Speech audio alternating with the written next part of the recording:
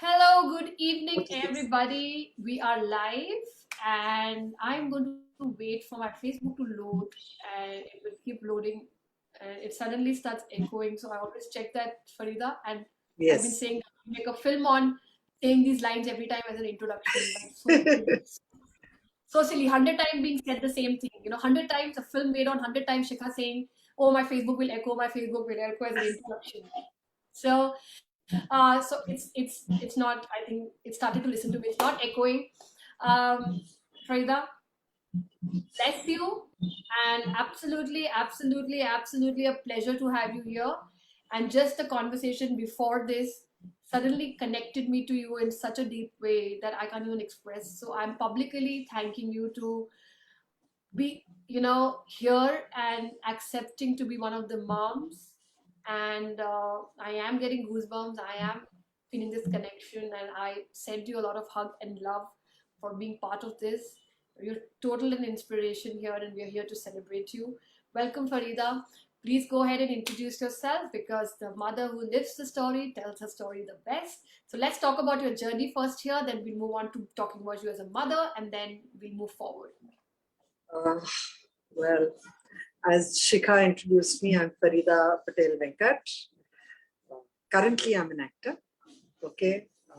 I have started my acting journey about 6 years back. I have played multiple roles in my life up till now. I have played many lives, many roles, lived many lives, I think, in this whole lifetime.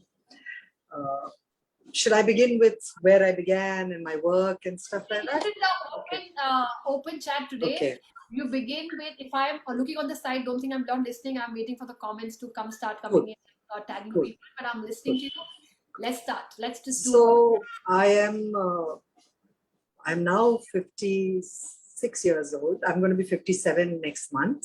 Okay. And I have had a journey of ups and downs, which I didn't even realize were ups and downs till very, very late in my life. I did the normal graduation. I was an artist, I was an actor all through my college and school days, and I always dreamt of becoming an actor. But in the 80s, when I finished, I didn't really think that that's what I could really do. So I did what was always done in the 80s. I did my MBA. I got a job in the corporate world. I worked with one of the premier FMCG companies, Cadbury's.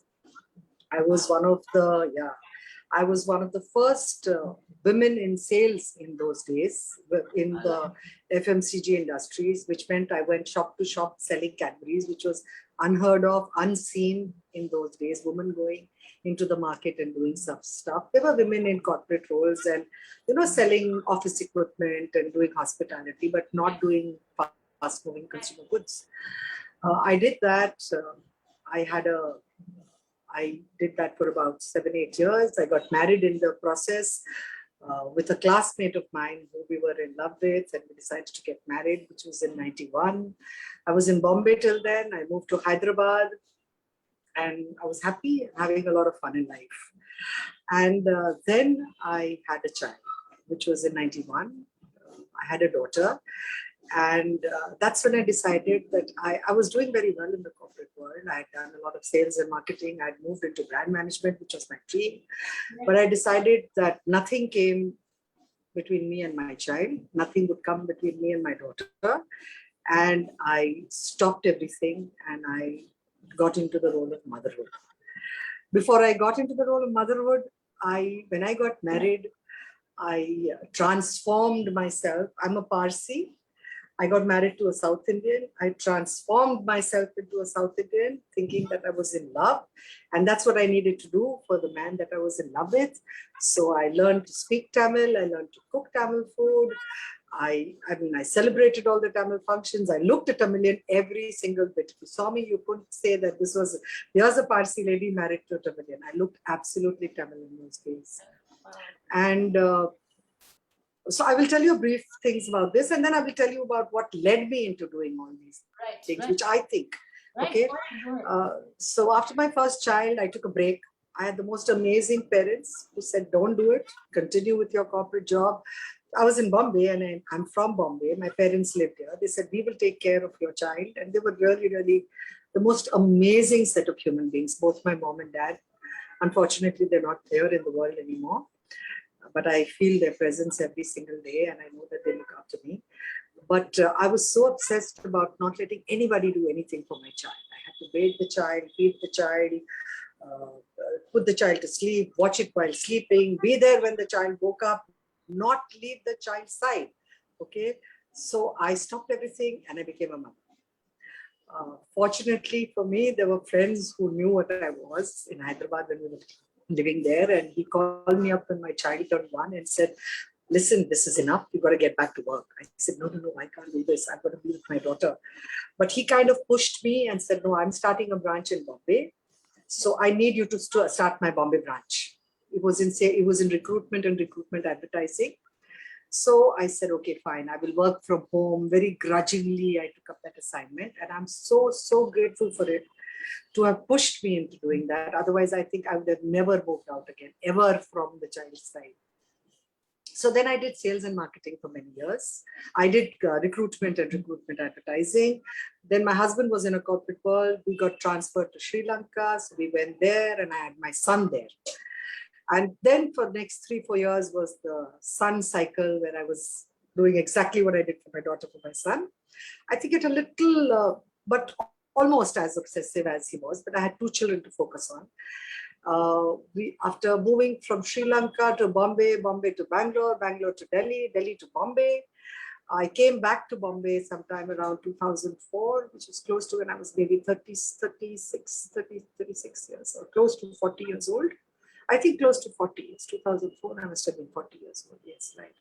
40 years old. And I began to feel that there is something amiss. All through my life, I was obsessed with all this. And I was so busy and I was so caught up and I was so involved and I was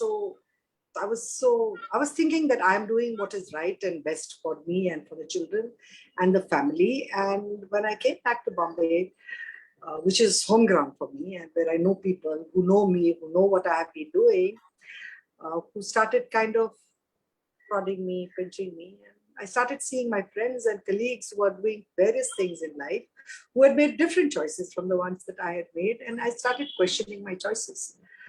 I started questioning what I was doing. And I was like, is this it? I love being a mother. I love running my home. I was a proud homeowner of a corporate executive. And I loved all of it. But really there was something missing. And I was like, is this it? Is this what I am to do all my life? And is that is it?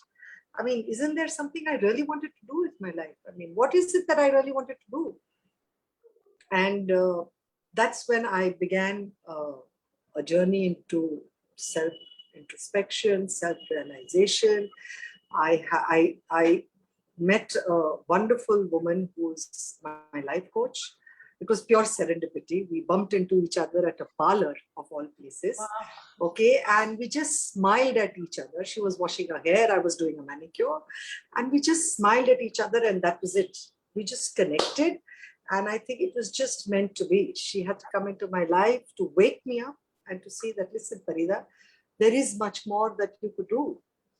And which is when I started working with her, and I realized, and I faced all my demons, and let me tell you, I had lots and lots of them, which I had nicely, quietly, conveniently, and very, very comfortably buried inside this rosy, beautiful life that I was leading at that point of time. Okay, so I started doing self-work with her, and I realized that a whole lot of what I had done, the choices I had made and the things that I was doing, was all of it was kind of driven or was, but I took those choices and I made those decisions because of certain things and events that had happened in my life and had made me the kind of person I was. And those were not the best reasons for me. Those were not the reasons that were making me happy. I was thinking and hoping that the things that I was doing was making me happy, but really it wasn't doing it. So then when I started introspecting is when I realized that the real reason was way hidden behind, and which is a story I want to share with you today. It's a story I have never shared publicly in my life. It's a story which a lot of people who know me well know. My family, of course, knows the story. A lot of close friends know these stories. But it's a story I have never openly talked about or never openly acknowledged on a public forum. So here is the story which I think drove me to do the things that I did and made me take the decisions that I did. And before you start that, Farida, I want to tell you this, that this is an awesome step that somebody's taking. And I totally, I know there will be audience coming in sometime replaying this going to go on YouTube. But I salute you for taking this absolute thing to a stranger you didn't know a day back, you know. You did not know me. And a day back, this is called some energies meeting for a reason, just like next door, that you know that parlor incidents happen. Absolutely. Probably this book is that incidents that's going to take you to level 2 now. So Absolutely. totally thankful for this, and thankful for whatever forces behind me to release these out of the mothers that's going to happen through this book. So Absolutely. I agree with you, Shekhar. I agree with you. When I spoke to you a day before, this is not what I thought I was going to talk to you about. Honestly speaking, this is not what I thought I was going to talk to you about. And I was just checking your Facebook profile and I heard some of your stories. And when I saw some of your interviews, something shifted. Something shifted inside me. And I just felt that this is what I need to speak about today. I have many journeys, from a corporate woman to a homekeeper to now an actor. I will talk about that journey eventually and what I'm doing. But I thought the most important journey and the most important story I need to share with you is this story, which really made me what I am, makes people perceive what I am, which may or may not be what I really am, because I'm not sure people perceive me the way I am. Okay. So the story goes back to when I was 7 years old. I was adopted when I was 7 years old. Okay. Now, a lot of family and friends, as I said, know it, but nobody in public have ever spoken about this in public. It was an in-family adoption. In those days, adoption, it used to happen that there are sisters, there are brothers, and one has children, the other doesn't. So you decide, okay, you keep one of my children. So there were two sisters. My biological mother had 5 kids, and my mother, who's my adopted parent, which I call my mother. Just give me a second, I'll just put my phone on. 1 minute. So that this doesn't keep us.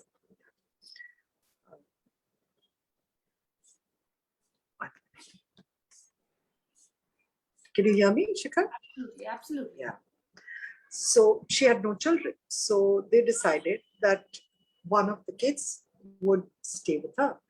So I moved at the age of 7 from my house to my, what at that time used to call my Masi's house, who I started calling my mom from that day onwards. And I had wonderful sets of parents. Both of them were amazing. Both of them were loving.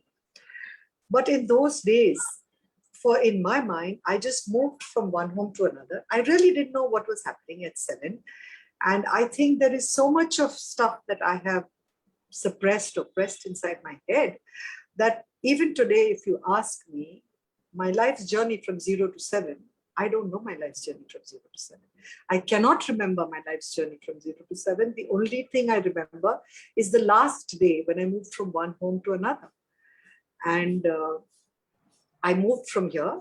I asked my mother, what do I call you tomorrow? She said, call me Masi. I said, what do I call her tomorrow? She said, call her mom. I said, okay. And I moved. I called her Masi. I called her mom, and I lived. And I do think that this particular movement did impact me extremely intensively. And I wouldn't say that my parents were at fault, because I think both the sets of parents did the best that I can. I came into a house which was full of love, full of abundance, and they were the most amazing and caring parents any child and caring grandparents any grandchild can have. In those days, as you're aware, there was no therapy, there was no counseling, there was no life coaching. There was no, all these group sessions, group therapy, and support groups. So I think nobody really knew how to handle this. So I grew up always feeling a sense of abandonment. I could never in my head understand why I was moved. Love being one thing and having everything being one thing, I don't think I ever understood what happened. And I never ever was open to accepting and receiving all the love that I was given in this household. Okay.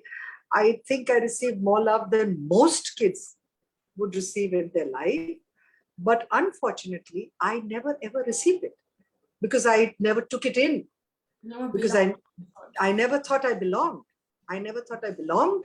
So I never accepted it. I never knew what they were doing. I never, ever let myself receive that love that was coming to me, which is such a huge loss, I think, for me, my life, because I really wish things would have been different, but they weren't. And I think that this abandonment, which I had deep seated inside me, and the need to belong so desperately, in my space, my home, my people, my husband, my children, drove me to make all the decisions that I did. This very act or this very thought that went in my head is what made me give up an extremely flourishing career to sit at home and give to my children everything. Give to my husband, give to my home, give to my children, every single thing that I thought I could and I thought I was capable of giving. Every ounce of me went into giving. Okay. I never learned receiving then, and I am still struggling with receiving today. I'm still working on receiving today, though I'm way, way better at it than I was then, but I'm still working and struggling with it. So when I turned 40 and when I started getting into coaching and counseling is when I realized that this is what has been happening to me, and this is what is driven all my decisions. This is what has made me the extremely overbearing, I wouldn't say controlling, I wouldn't say possessive, but a very, very, I thought I was a hands-on mother, but a mother who was there all the time for her children. And I don't think that's really the most healthy thing to do. You're talking to Because I a think mother who's like that. You're talking to a you, mother who's like that, who's probably solving it by making this project come alive. So I totally understand yeah, what you say of not belonging, then wanting to be like, even if I want to receive my own self-love and self-time. My child, like right now also, when I just told you that I'm going and dropping him with my nanny at the thing, and my other child who's just gone for the first day of tennis, I'm still thinking, really, all this is really important, that you're going to miss that tennis thing and you're going to miss this child playing in the park. And I'm like, yes, it is. Just move forward. Nothing will happen in 45 minutes and come back, and listen I'm to. so proud of you for that, Shikha. I'm so proud I of know, you. but it was coming into my head what you're saying, and I totally can relate to it. And I think there are many, many mothers who can, because I always say that something else is, it's not simply just calling them obsessive mothers, simply, looking at them, my God, she's helicoptering them. There is so much at play inside of you which you don't even know, that's controlling you to control this, and you are so Abs- clinging on to it, you are holding on to it so tight because you don't want to open up, you don't want to talk about it, because like it'll turn around. Some in your situation, in my situation, I had a big joint family, and my mother's taken, everybody was showering love, special attention to me. And aren't you grateful, aren't you grateful to this love, that you were having somebody who was being violent and has been taken away, and now you're not being grateful? So that dawned on me, and I was like, I forgive you, I forgive you, no, everything is okay. And I also grew up exactly like you, and I totally understand it. And that holding on to that, you can't speak up and say you're not grateful, because people are going to say, you had everything, look at you, are becoming India's first baby photographer, you got everything you wanted on the platter with so much love, look at your father. And I can't stand up and say, I'm not like that. Belonging, that abandonment is very strong. You did not ask me before you took my mother away. There, nobody asked you that, can you go there to that house? You didn't ask me because my cord is attached to her. not to the other one. And that is where that abandonment, that detachment, that thing is there. And I totally understand But what you're saying. but the strange thing is, I never felt a cord attached Even I didn't. there. Even I Yeah, didn't. I Till never. this Yeah, project. Till this project, yeah. even I did. I was just like, I'm the luckiest and I'm absolutely going fine. But I was And showing the up like an obsessed mother, like you were talking about. yeah, I was extremely obsessive. And the thing is, Shikha, I don't think that I think that the people who acted in our best interest. I don't have any gripe. I don't have any gripe against either of them. And yes, people, I am better off, maybe. I am maybe better off today because of that, those things that happened to me. I am stronger, I'm bolder, I take more chances because of that. I don't know. But the point is that half the time you don't even know what is it that is actually the root cause. You don't even know what is it that is actually bothering you. You don't even know that you're behaving in a certain way because of a certain reason. You just think this is the way to be. Yeah. You just believe that this is the way to be, and you believe this is the right way to do it. And the outside, you are constantly judged by looking at she's in control of something, but she's really lost it in life. Like you have this looks like she's So really lost it. the thing is that since I was a child, I was a very rebellious kid. Okay, very rebellious. Knew what I wanted, got what I wanted. Didn't want anybody to interfere. Told people to mind their own business. This is what I want to do, and this is what I'm going to do.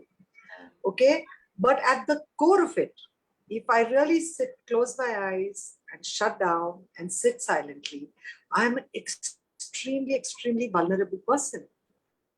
So It takes very little to hurt me.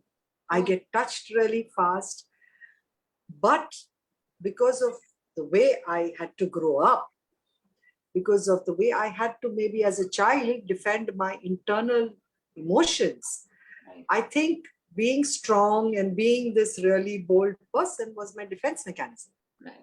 Okay, that's the way I learned to cope with the way I was looking at the world or the way the world was looking at me. Right. Okay, and if I and I always, and as you grow with that behavior, and as people see you, you feel that showing vulnerability, you're not allowed to be vulnerable. You know, you are this strong person, and the weight of that strength really beats you down. The weight of being strong all the time, because when you're strong, you're expected to be the superwoman, supermom, who's got the act right at home, who's got the act right with the husband, who's got to act right with the children, who's got to act right with the work, and who has everything in control. But you don't, and you don't want to have everything in control. You want to just sometimes lose it. Yeah, and you come up with these things like, I got it, I can deal with it, it's okay, Yes. it's not a big deal. I have a friend who's writing it big hug Shikha because she exactly knows, and she keeps looking at me when I was with her. She's like my village, and I used to tell her, she's like, she used to start crying looking at me, and I must tell her she's still there.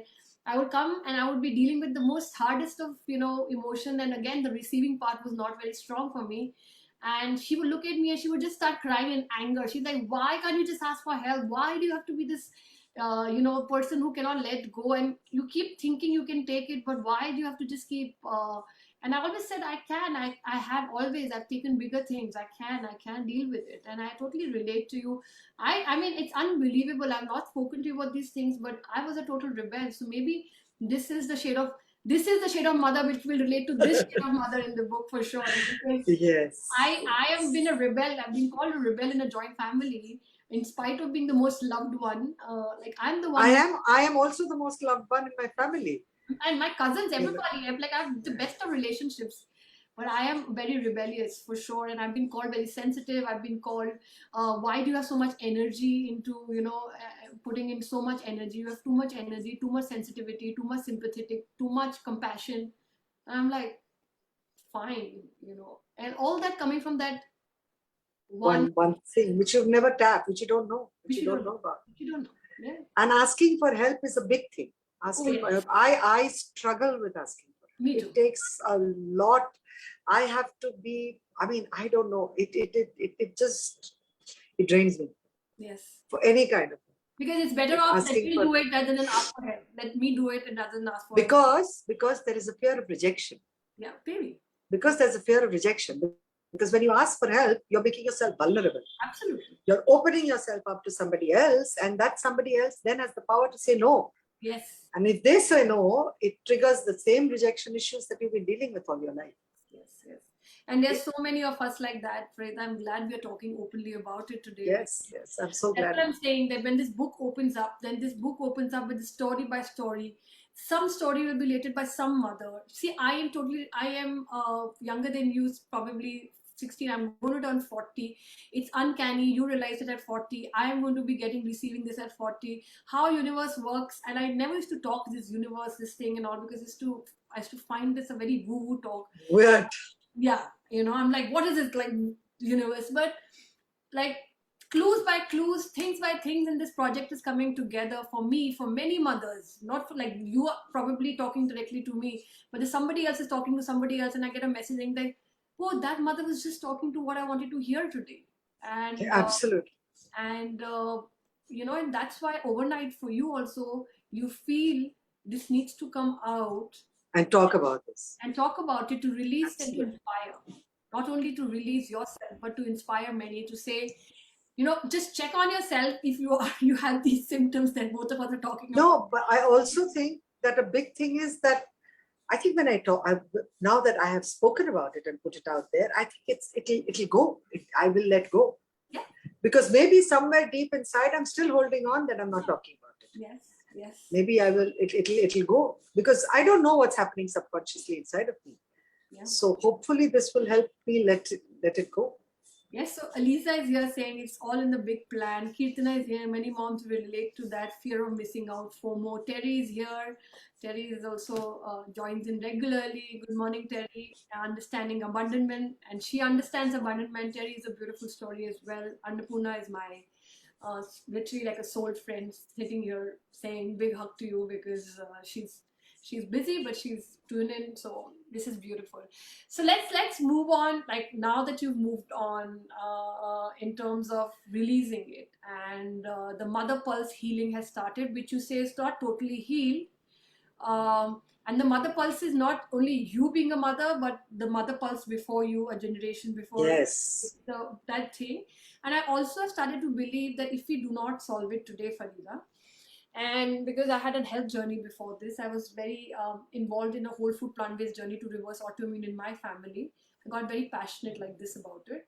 And then I was talking about Bruce Lipton, who talked about cellular memory, Yes, absolutely. So how we carry the cellular memory and then we pass it on through our Yes, we do.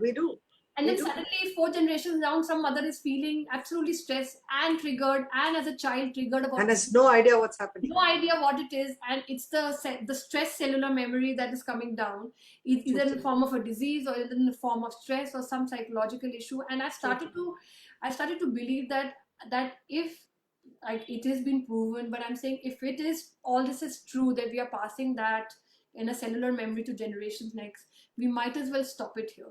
Because when we will stop it here, our kids will suddenly feel that it stopped for her and she's no more stressed about it. So when they have kids, the stress would have got stopped somewhere and not passed her. And Terry can do it totally.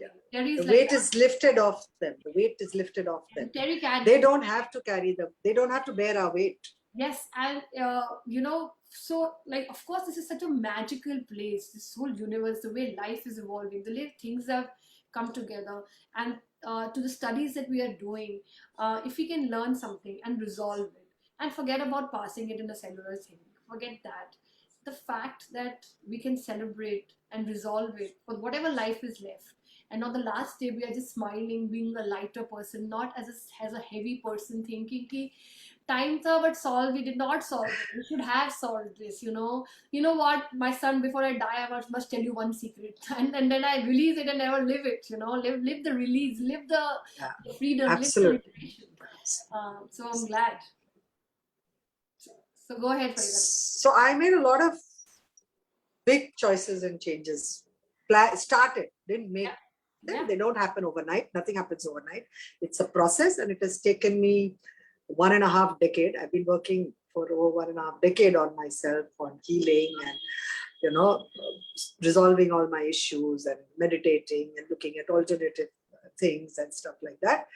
And a lot of, but I did start my journey around the age of 40. I was extremely also overweight at that time. I was like 125 kilos, which is obscenely overweight.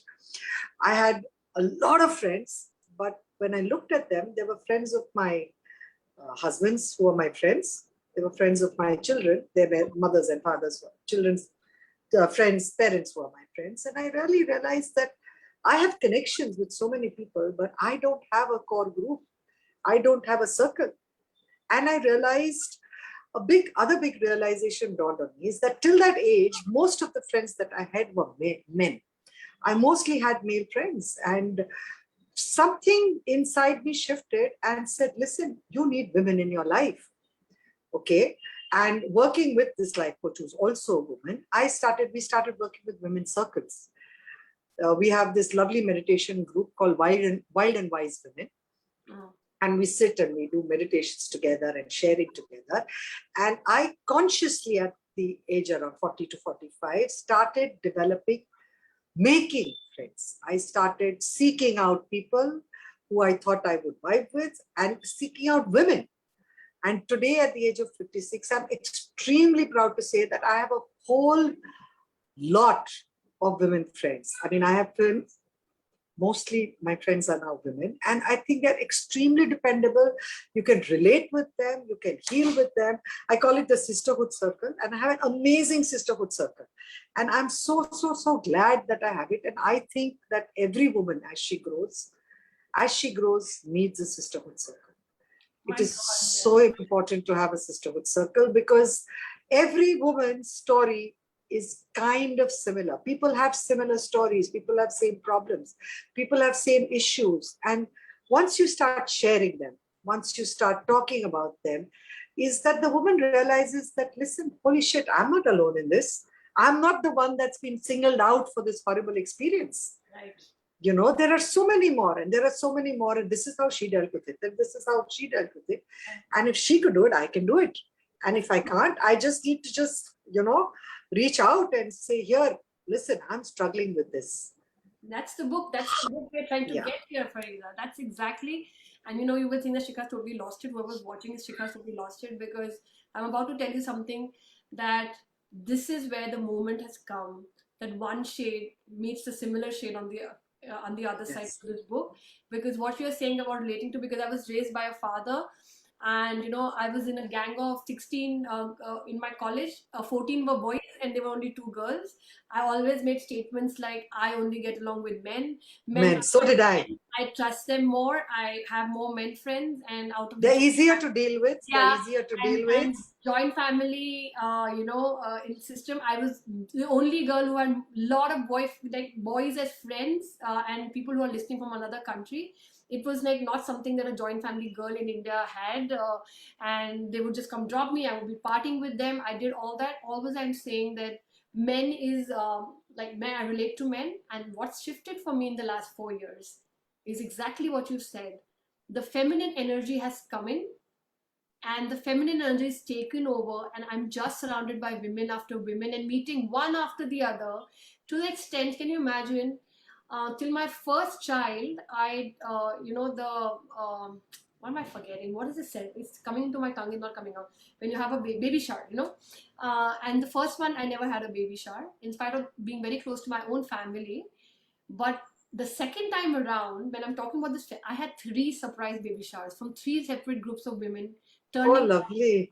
And one of them even calling me for something else, and then suddenly, of course, I turn up in my t-shirt, and then they dress me up in a sari. They put sweet. They bless me like the mothers do, and it was, I can never forget that moment, because I was like, where have these women come from? And I was in a state of, and one of the friend, like, these are all I've met in the network, and one of them is standing and she's saying the driver is waiting, and I am going, easily for half an hour, 40 minutes, and get down with this full belly, and I'm just walking, and I see her standing in a sari saluting me that I'm your driver today to take you to this. Wow. And then I'm like, why didn't you tell me there's a drive? I would have come down earlier. And then I go there, and then there's a baby shower. Kirtana was part of, like, Kirtana was meant to be there, but she couldn't be. But yes, she knows what I'm talking about. And then I sat there, and they made me wear a sari. And I'm like, what happened? And after that, now I'm doing heading a movement with mothers and this pulse, and I'm finding mothers across the world embracing me, calling me up. Somebody called me in the morning. It was late night for her, and she said, "Take care of yourself. You're not okay." And then I get a message somewhere else from Australia saying, "Your energy today didn't look okay. Your eyes were swollen." Melanie keeps saying, "Fix your cold." So what you're talking about, the male thing, it got turned for me, and then that's what I'm saying. This is a shade that relates to another shade to a little ahead of me, and for me as well, life is suddenly turning, and it's very strong feminine energy. My coaches have been very feminine. They have taken me to the feminine side, saying, "Drop your masculinity, drop your wanting to control everything and go for it, that hunter mode." And nobody can look at me and find I'm hunter mode, by the way. Like, I look like a very gentle, this nice girl to everybody because my relationship building is very strong. But I was in hunter mode of this masculine thing and rejecting the feminine because of that abandonment and that. And now that you're saying it, you're making it even more clear for me, literally like a therapist in a public live, Farida. And that's what I want this book to do. To the shades meet other shades and say, "No, you're not alone. We went through this as well. That you're not alone. We went through this as well." And then this pulse should start healing a little with a little effort that we're trying to put here together. So, Yes, that's wonderful.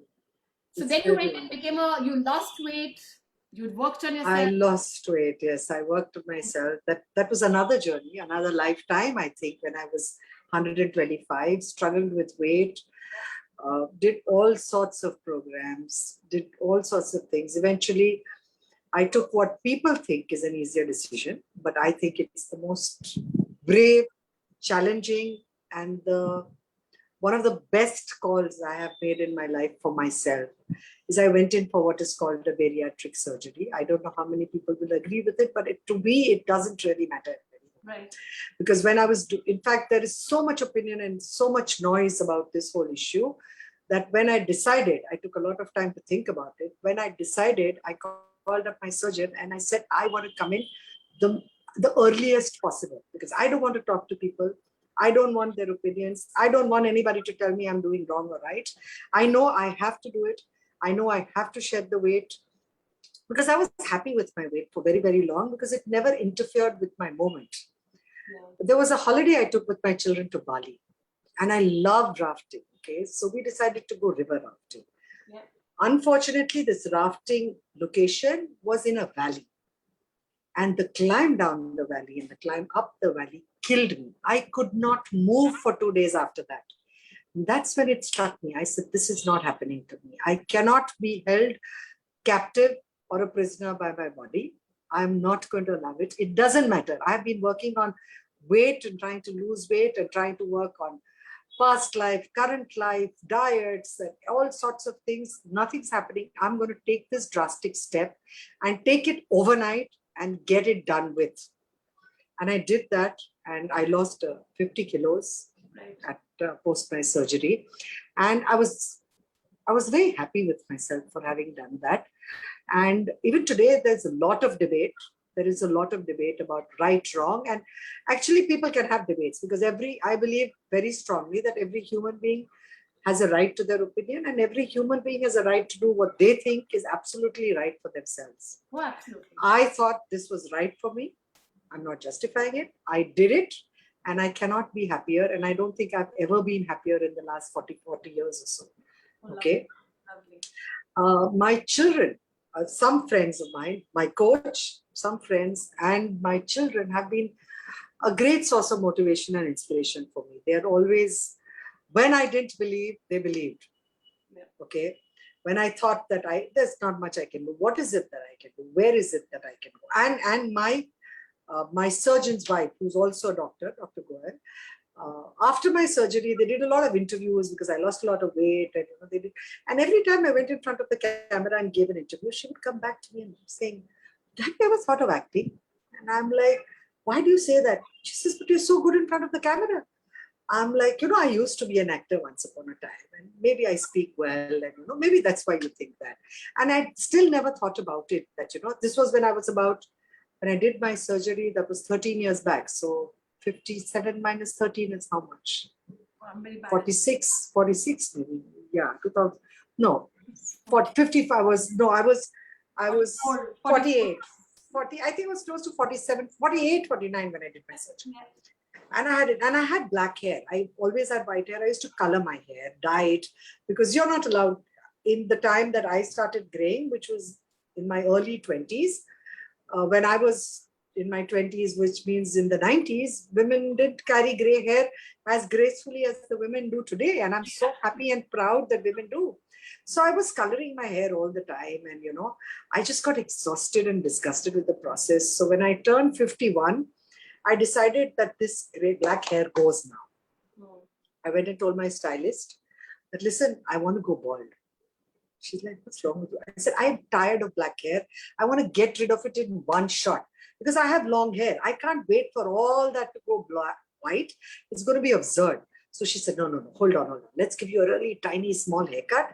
And over a period of 2 months, it'll all go white. I said, great, let's do that. So I first went and cut off my hair at 51.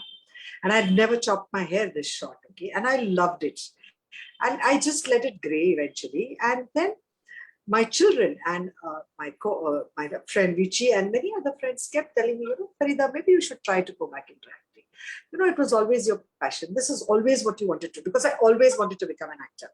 Okay, when I was younger, my dream was that I would become an actor. I didn't pursue it for multiple reasons. And I think financial being the most important one, because in those days, there was no security. There was no even, I didn't think there was a possibility of me getting work. I used to do a lot of theater, but theater is all free work, So I never thought that I would be able to make a life or a career or earn money, through this career. So at the age of about 51, I said, yeah, chalo, let's try. Let's give it a try. What's the harm? Kya hoga? Worst comes worst, I won't manage. So let's try. So I think, as you say, universe and existence a lot. I just put it out there. I just put it out there that, listen, I think I should get back to acting. And I am not very socially active. I mean, on social media, I am more active now than I was then. I wasn't very active then. I just kind of randomly saw some people and saw that, they were doing some work. So I just randomly wrote to some people that, I used to be an actor and I'm interested in acting again. If there is anything, do let me know. And I think within a week of having put down a message like that on Facebook, I think I did it, a guy messages me saying, Auntie, are you an actor? I said, he called me auntie because it's okay. We are in India and everybody older is auntie.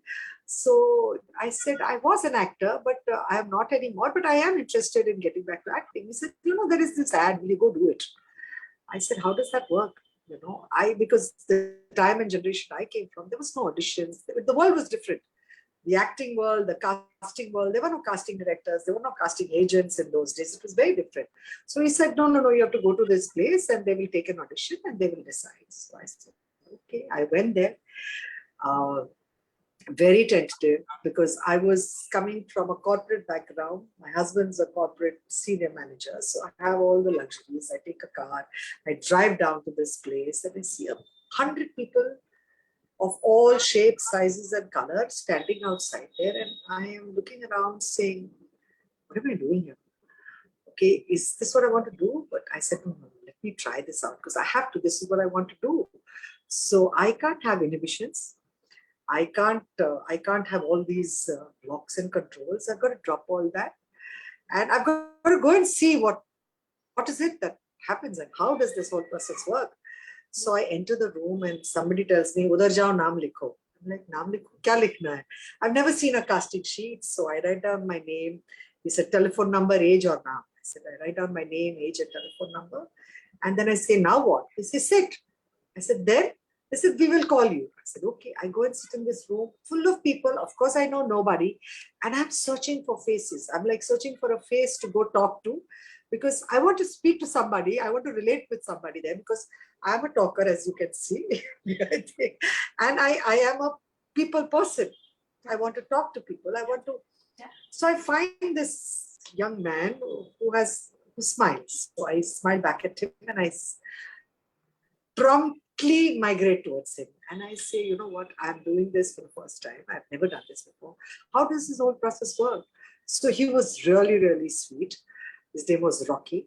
He was a very sweet guy. He helped me and he said, you know what, just sit. They will call you. They will give you a plate. You have to write your details. You have to stand in front of the camera and show your face at different angles. And they will take your pictures and they'll give you a script and they'll tell you to act it out and see if you can do it.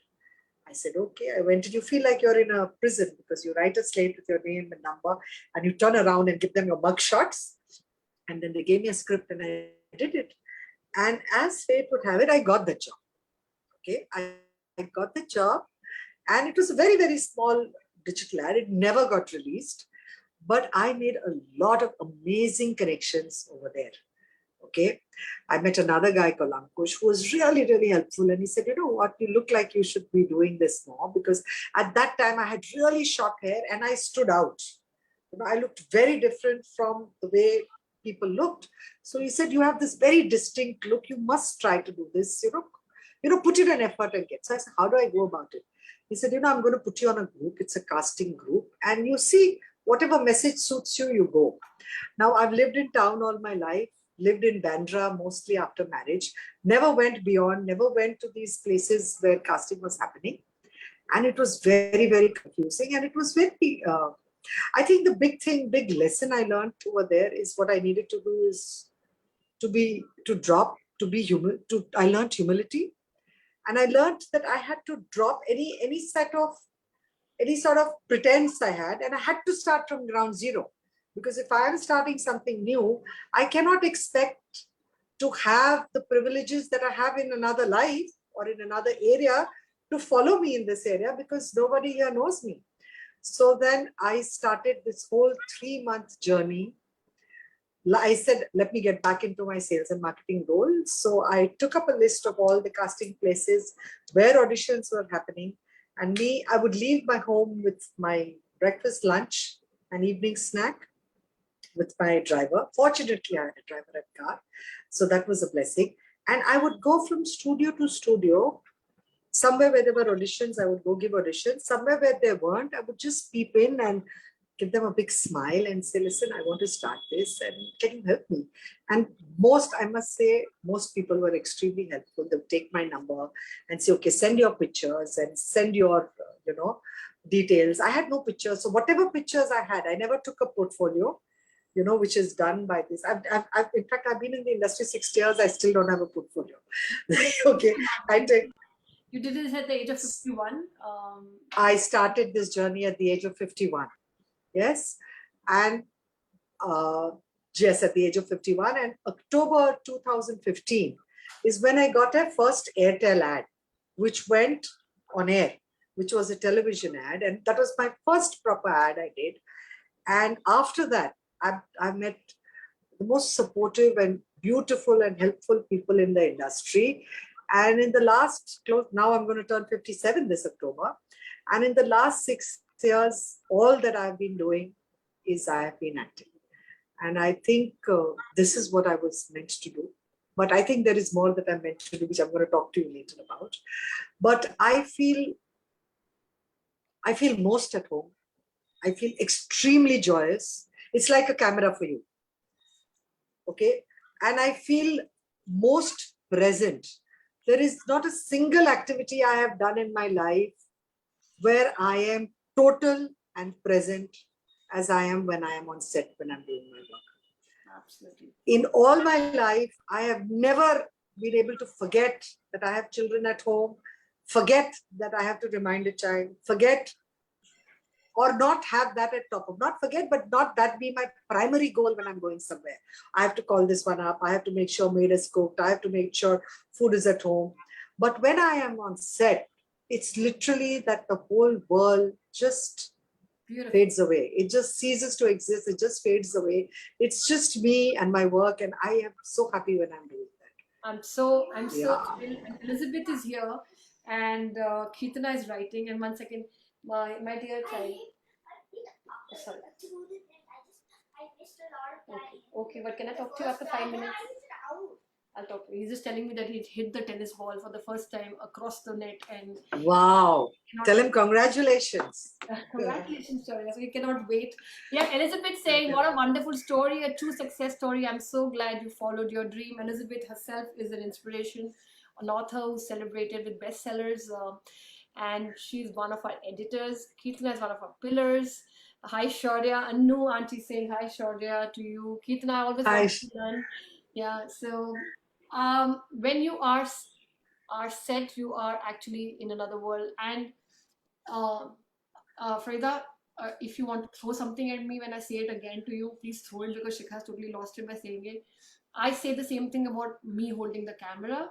can I imagine. say I say it so much. I will share my work. I have not had an opportunity to a lot of people who've come into this orbit in the last month and a half, in this space, in this movement, who don't know my work. But when I hold the camera, You're and transformed. especially started in baby and child photography in this country, my everything dissolves around me. Dissolves. I can just see only blur around me, I and get I it. see my people across.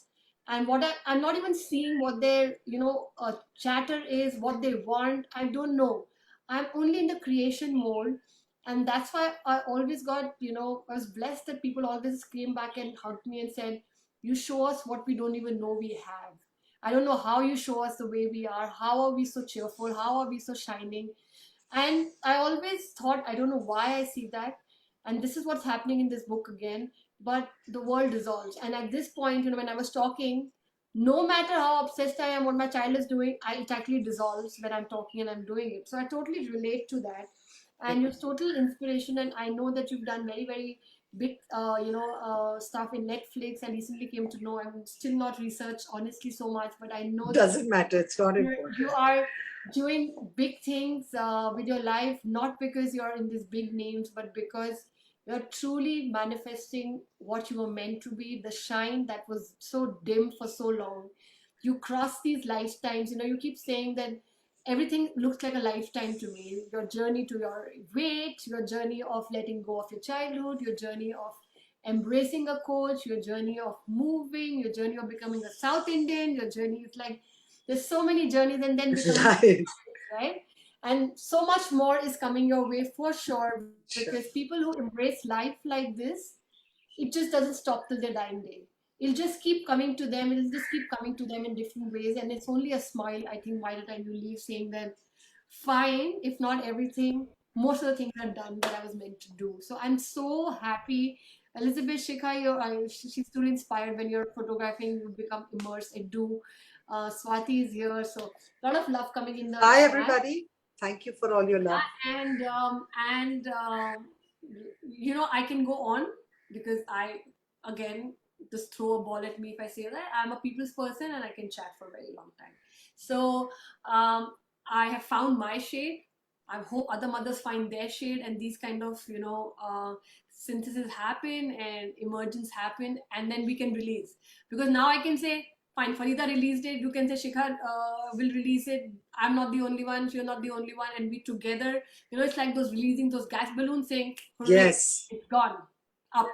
It's not no more on in our hands. It's gone up, and we release it in a colorful way by celebrating in this book." And that's what I can say. We are going to manifest your dream, Farida, because we also want other people who do catch ups to not have very long interviews. Otherwise, they can't come till the end, and it gets very long. You've watched some of them. So I try to wrap it up between 40 to an hour, and I think we're already talking for more than an hour already. So, no, I'm sorry. what's your dream? What's your dream? This is another question I've reflected on after seeing one of your interviews. When I was a young girl, Gandhi was released, and Rohini Atandi won the Oscar. Okay, and I was an actor at that time, and I always dreamt. I thought at that moment, this is what I need. I want to be an Oscar award winner. Okay, and of course, over the life happened, and that went somewhere under the carpet. One forgot completely about acting, forget winning an Oscar. Now that I'm back in this field, I really, really want to do projects.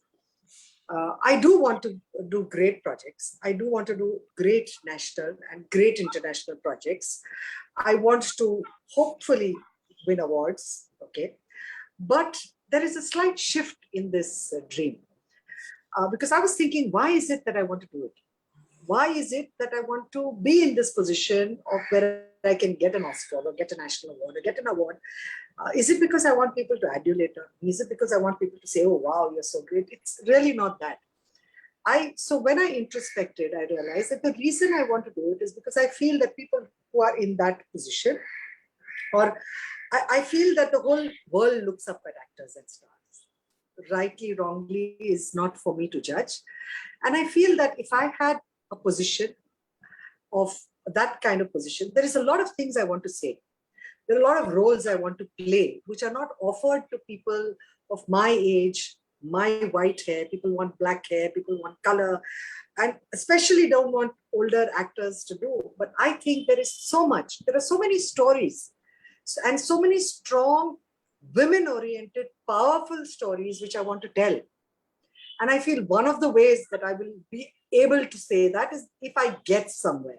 Yeah. I'm still very new in the journey. I'm just 6 years old. I've done a lot of work, but I have a long way to go. And if I get somewhere is when I will have the strength to be able to tell the stories that I want to. Okay. And the other thing that I want to do through that platform is that there are two sets of people that I'm really, really passionate about. One is women and second is young adults. Okay. Boys, girls, mixed young adults. And I want to, with women, build women's circles, build sisterhood circles, work on healing, work on internal growth, be a support system, and develop a kind of women support group that I could. And for young adults, I want to, as I said, appear as this strong, bold woman, but I am extremely vulnerable. And I have never embraced my vulnerability, exposed it or embraced it. And I think the more you embrace your vulnerability, the more you come into your center, into your core. And I want to help young adults because I think women through Women's Circle will hopefully get help. But young adults, because the faster you begin your journey on self-healing, self-love, and embracing all your vulnerabilities, is the faster you will be able to come into your true self and shine and shine. Yes. Yeah.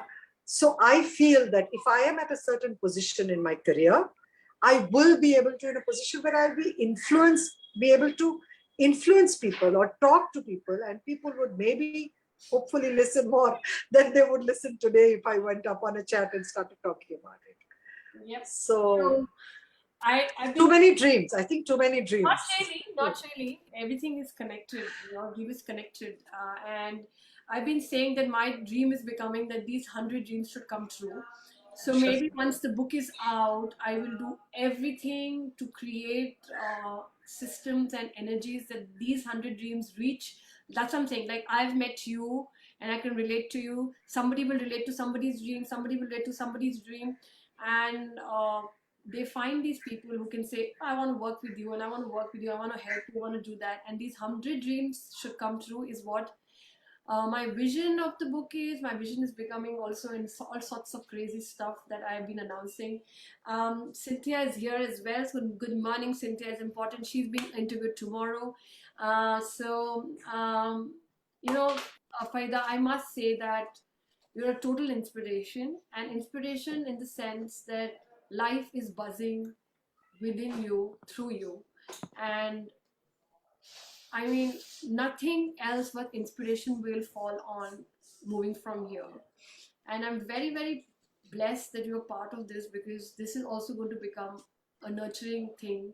And, your nurturing spirit is going to come in with many, many mothers trying to bring this together. Your dream is already coming true, by the way, by being in this book, because there are 100 mothers across the world coming together.